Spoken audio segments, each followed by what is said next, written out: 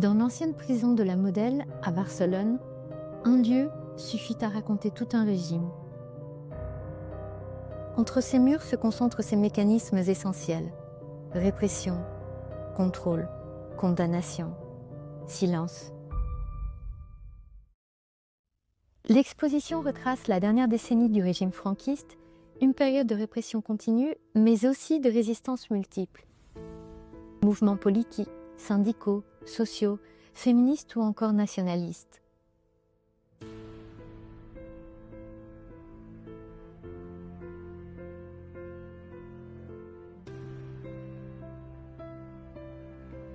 Fondé sur le national-catholicisme, le régime vit la société se séculariser rapidement à la fin de la dictature. Tandis que le modèle féminin promu par Franco, incarné dans Rasa, commençait à se fissurer.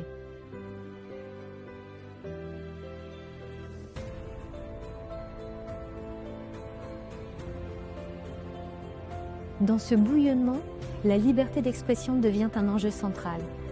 Les luttes culturelles, intellectuelles et artistiques se multiplient, tandis que le retour progressif des exilés politiques nourrit les projets démocratiques en gestation.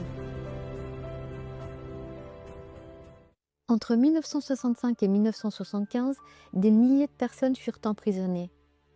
Tandis que la société changeait, le régime continuait de s'accrocher à la répression. Les dernières exécutions du franquisme eurent lieu en 1974 et 1975, malgré la pression internationale.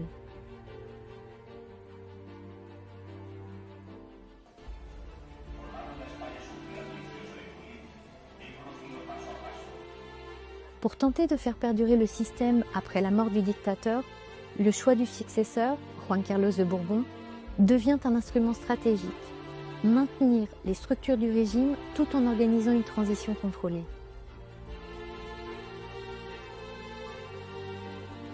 La transition s'est donc construite sur un consensus fragile, entre mémoire, oubli et réconciliation. Comme au Portugal après la révolution des œillets ou dans plusieurs pays d'Amérique latine sortant de dictature, la paix repose sur des bases partagées, parfois au prix du silence.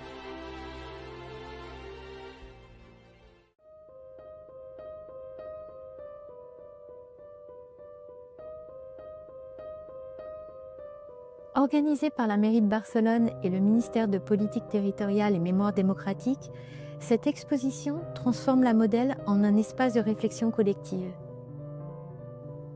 L'histoire n'est pas prisonnière. Elle continue de nous interpeller sur la manière de reconstruire ensemble.